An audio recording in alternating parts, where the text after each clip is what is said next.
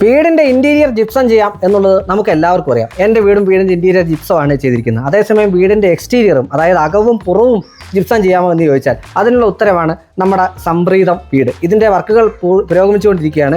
ഈ വീടിൻ്റെ അകവശവും അതുപോലെ പുറവശവും നമ്മൾ ജിപ്സമാണ് ചെയ്തിരിക്കുന്നത്. അതെങ്ങനെയാണെന്ന് വെറും 3 മിനിറ്റ് കൊണ്ട് നിങ്ങൾക്ക് ഞാൻ പറഞ്ഞുതരാം. എൻ്റെ സ്വന്തം വീട്ടിൽ കഴിഞ്ഞ 2.5 വർഷം മുമ്പ് ഞാൻ ചെയ്തത് നമ്മുടെ ജിപ്സമായിരുന്നു. ഇതേ ടീം അതായത് ജംപ്ലാസ്റ്റിൻ്റെ ജിപ്സമായിരുന്നു എൻ്റെ വീടിൻ്റെ ഇൻറ്റീരിയർ ചെയ്തത്. ഈ 2.5 വർഷത്തിന് ശേഷം വളരെ അടിപൊളിയായിട്ട് നിൽക്കുന്ന ഒരു പ്രൊഡക്റ്റാണ്. ഞാനൊരു സാറ്റിസ്ഫൈഡ് കസ്റ്റമറാണ്. അതുകൊണ്ടാണ് നമ്മൾ ചെയ്തു കൊടുക്കുന്ന സംപ്രീതം വീട്ടിൽ ഇൻറ്റീരിയർ ജിപ്സം പ്ലാസ്റ്റിംഗ് വേണം എന്നെനിക്ക് നിർബന്ധം ഉണ്ടായിരുന്നത്. ഇതിന് വരുന്ന റേറ്റ് 45 രൂപയായിരുന്നു. അപ്പോൾ എൻ്റെ അടുത്ത് സുഭാഷേട്ടൻ പറഞ്ഞു നമുക്ക് ഇൻറ്റീരിയർ മാത്രമാക്കേണ്ട എക്സ്റ്റീരിയർ ഏരിയയും ജിപ്സത്തിൽ ചെയ്യാം. അങ്ങനെയാണ് 700 സ്ക്വയർ ഫീറ്റ് വരുന്ന ഈ വീടിൻ്റെ ഇൻറ്റീരിയറും എക്സ്റ്റീരിയറും ജിപ്സം ചെയ്യാൻ ഞങ്ങൾ തീരുമാനിക്കുന്നത്.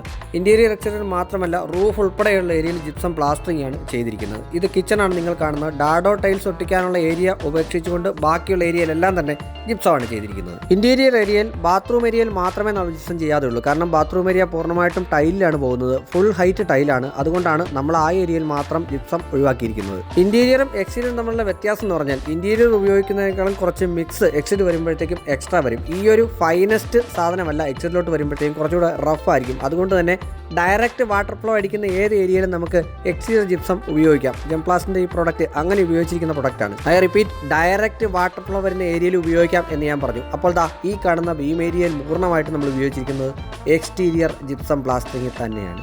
ഇനി സൺഷെയ്ഡ് ഏരിയയിൽ നമ്മൾ ഇൻറ്റീരിയർ ഉപയോഗിക്കുന്ന ജിപ്സം തന്നെയാണ് ഉപയോഗിക്കുന്നത്. ഈ കാണുന്നത് സൺഷെയ്ഡ് ഏരിയയാണ്. അതുകൊണ്ട് അവിടെ നമ്മൾ അകത്ത് ഉപയോഗിച്ചിരിക്കുന്ന ജിപ്സം തന്നെ ഇവിടെ ഉപയോഗിച്ചിരിക്കുന്നു. വെളിയിലോട്ട് തള്ളി നിൽക്കുന്ന പ്രൊജക്റ്റ് ചെയ്തിരിക്കുന്ന ഡയറക്റ്റ് വാട്ടർ ഫ്ലോ വരുന്ന പ്രദേശങ്ങളിൽ മാത്രം നമ്മൾ എക്സ്റ്റീരിയർ ജിപ്സം ഉപയോഗിച്ചിരിക്കുന്നു. ജിപ്സം ചെയ്യുന്ന സമയത്ത് പലരും ചോദിക്കുന്നതാണ് ഇതിൻ്റെ റേറ്റ് വേരിയേഷൻസ് ചെറിയ വേരിയേഷൻസ് മാത്രമുള്ളൂ.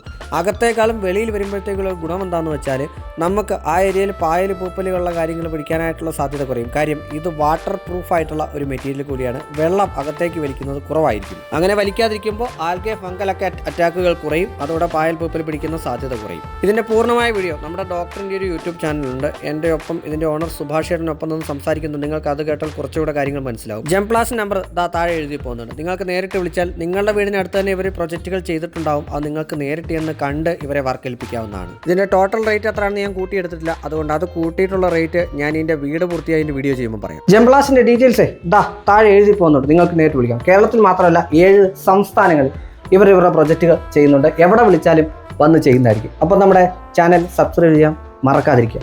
നന്ദി. വീണ്ടും വരും.